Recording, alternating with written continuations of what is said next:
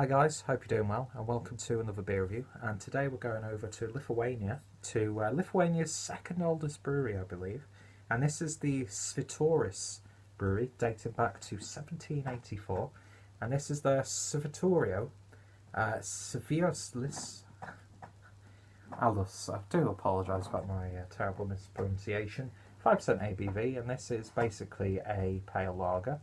So I'll quickly read you what it says on Untapped. So it's clocking in at 5% ABV. So the maximum light, glassy, golden colour and mild hop aroma, which subtly combines rich taste and freshness of bitter hops. This super soft and easy drinking beer made with malt hops, aromatic hops, brewer's yeast and fresh water. Švyturio beer delights many Lithuanian beer drinkers because it works great light amber freshness and rich extra taste. Perhaps because of the red colour, the label beer lovers have managed this beer baptised red. Almost all store employees are asked to sell a bottle of red, and the simultaneous never undisturbed straight arm to the Švyturio refrigerator. So, nice little bit of translation there. But yeah, I didn't actually realise it. It has got sort of like a red tinge to it.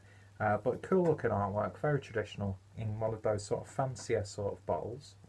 And yeah, a lovely little crown. So yeah, I picked this up from my local, I'm just going to call it a Baltic supermarket, because that sounds very politically correct and I don't want to offend anybody, because we do have a community here where I live. And yeah, so naturally a lot of the shops do come over, and I'm all for it because I get to experience cultures that, you know, it saves me, even though I'd love to, you know, go to places like Lithuania, Poland, Latvia, yeah, like Russia. I'd love to go to any country. I'd love to visit any country and engulf myself in the culture, but it's great to see these shops popping up, not only to cater for the people who've come here to start a new life, but also for us to experience it. And while I was there, picked up a nice bag of crisps, which from the Wrens, and this is the Crunch Chips, which I know are a very popular brand in Germany as well. But yeah, this is the Chakalaka flavour. But anyway, we're not here to talk about crisps, we're here to talk about beer. So speaking of which, beer's already opened. Got to use my Nobel glass. That was mildly racist, I do apologise. So let's pour that in and see what we get. So, it's definitely looking nice. It's almost got like a creaminess about it. It's very odd. But yeah, not the greatest pour. But beer in a glass then, and that's got about 3 fingers, well just shy of 3 fingers worth of a very compact foamy looking head.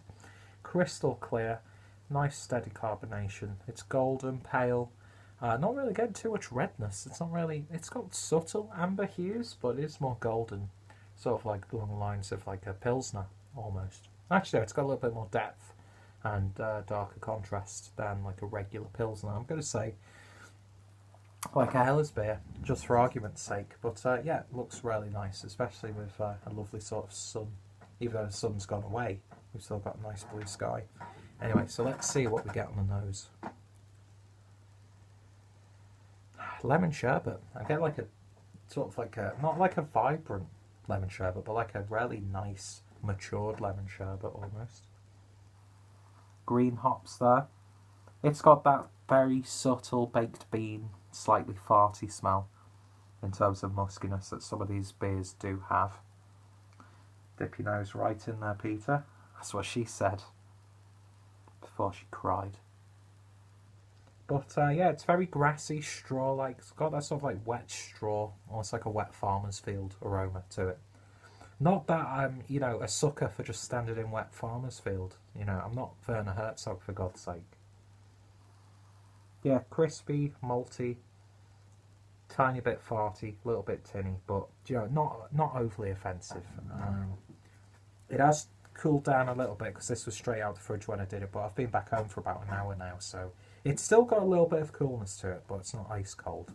So any faults in there that might be there, they won't be masked, which is always good for a reviewing standpoint. But I'm fairly lenient towards these styles anyway. It's one of my favourite umbrella styles, is the sort of lager, but this smells nice. That like fartiness is dissipating quite quickly. But yeah, big citrus hit with this. Anyway, let's see what it tastes like. Cheers.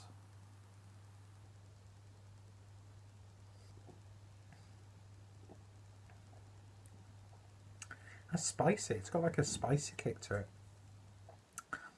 You do get those subtle citrus tones in there, a little bit of like squeezed lemon. But it's more of like that herbal, earthy grassiness you're getting in terms of hop character. Which, yeah, you would expect that anyway.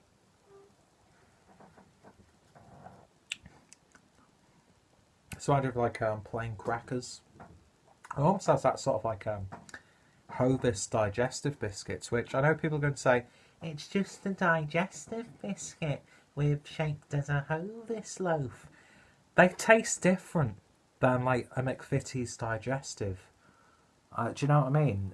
The McVitie's have that very subtle sweetness, but the Hovis shaped ones kind of have that, but not as much, I find. Anyway, it reminds you of that. And if you go against me, then you're an enemy of the channel, and I will send you to beer tube gulag.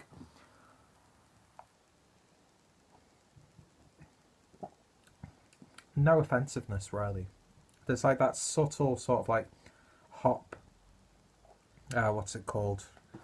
Yeah, at least know what you're talking about before you mention it. Extract sort of flavour to it. But aside from that, even at the temperature that it is, that's a lovely little pint. It really, really is. It's going down really nicely, actually. And I like that sort of sherbety citriness that it's coming through. Is citriness actually a word?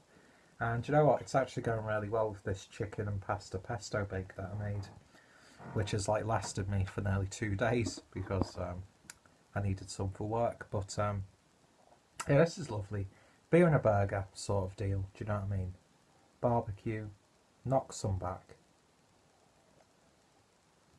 And it's almost got that feeling for like a, you know, when you're drinking a good quality German Helles lager, they're going down a little bit too easily, and then next thing you know, you're on your arse, shouting in the middle of the street with the pants round your ankles. We've all been there, folks, I'm sure we have. But that usually happens when I very rarely drink wine, and that's why I very rarely drink wine, because if you thought I was bad when I was in Manchester, you should fucking see me when I've had wine and like champagne in me. Not a pretty sight, folks. But yeah, look at that. How continental does that look? Do you know what I mean? It looks lovely, doesn't it? Let's get some of that head in.